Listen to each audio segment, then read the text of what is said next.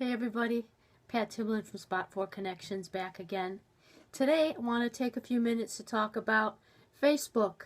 Our old friends at Facebook, they're making some changes again, and if you're a business owner and you have a fan page, there are some things you might want to do to your page to get ready for the changes coming up. But I just wanted to mention something first. I've seen a lot of talk lately on Facebook about their pages not getting the kind of traffic that they had gotten before, and people being concerned about it and what they can do. And just remember, when Facebook made the changes back last summer, most of us noticed our traffic on our organic, as they call it, traffic on Facebook drop to a crawl. You know, we're talking about where you had hundreds of people view your site in a day, and now you have 10. I mean, it's a huge difference. Facebook has said that if you want to ensure traffic to your site and that your site is seen, then you want to pay for it. You can boost your post, you can boost your site, but in other words, they're not there for you to get free traffic to your site. That's going to be up to you. So you're going to have to get smart about how you get people to look at your site if that's what you want to do, if you don't want to pay for it. But remember, the way that they gauge this, the way that they put you into your friends and fans' news feeds, is they measure not just your likes, they measure your likes. So, you know, it's like we're back in high school. You got to be in the clique and get all the people to like you. So the more likes you have, they measure that. But not just that, they're measuring engagement. So you can have a gazillion likes, but if nobody comments or shares materials from your site, you're dropping and dropping and dropping, and you're not going to show up in anybody's news feeds. So it's really important for you as a business owner to put something on your Facebook page that is asking a question or something that will get people to engage, or simply tell them. People don't realize it. Make a point of telling them how important it is for them to take a minute to like, to comment, and to share. If they like your site, they should comment and share. Okay, so that's the first thing. That hasn't changed. That change was from last summer, but it's still very important, and I think people, the average person that's not in business doesn't understand it, and so ask them. Ask them for the like, ask them for the share. Okay, that's still going on. But now, for the changes that are coming up, they're going to change the way the site looks.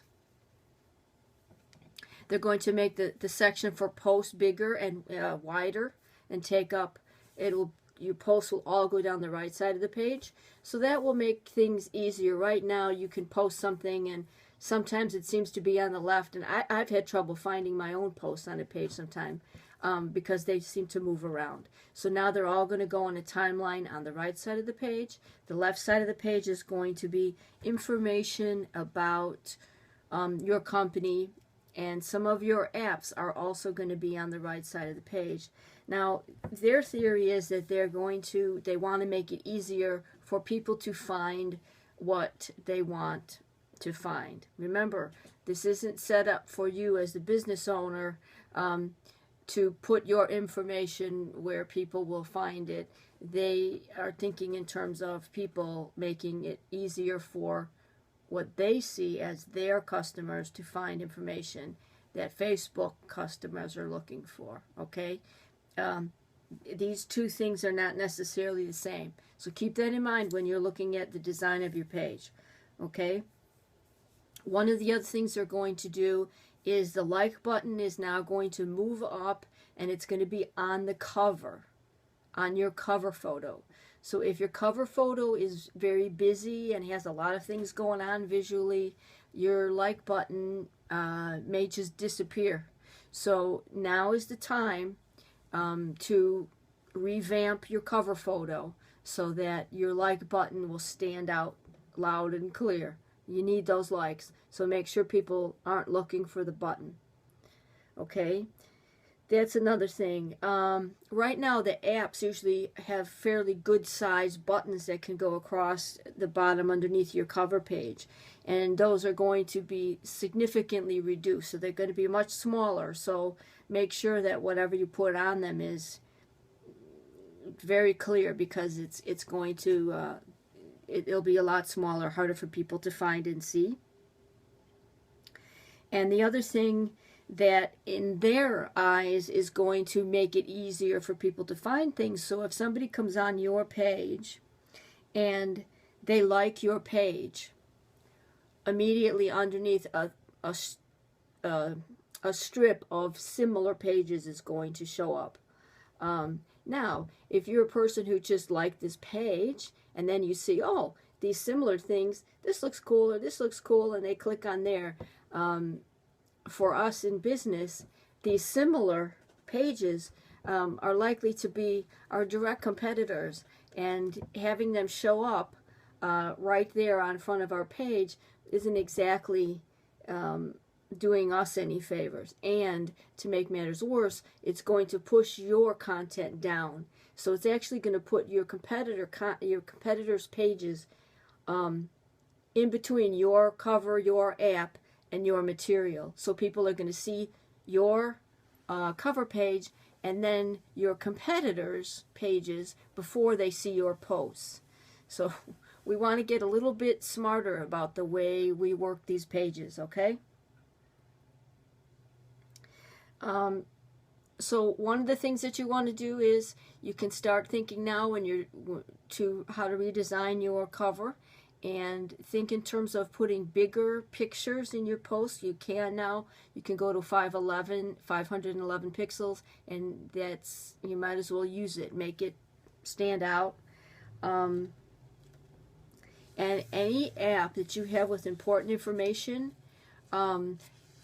say you have an app to connect people to your newsletter or something, make sure that's up high up on the page so that people aren't distracted by your competitors' pages that are going to show up. And if it's over on the left-hand side, sort of scrolling down the page, people won't find it. The other interesting thing, talking about competitors, is they are going to revamp the information that you can find out about your site, how it's working, what kind of stats you have, all that. You're also going to be able to look at your competitors' stats so you can see how their page is doing and compare it to yours. That could be some interesting information.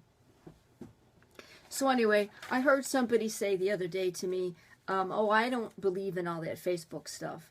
And I thought, well, that's kind of an interesting comment, because, you know, you don't have to believe in electricity either, but it's there and it's working, and so much of our culture and everyday life depends on it, whether you believe in it or not, and whether you see it or not.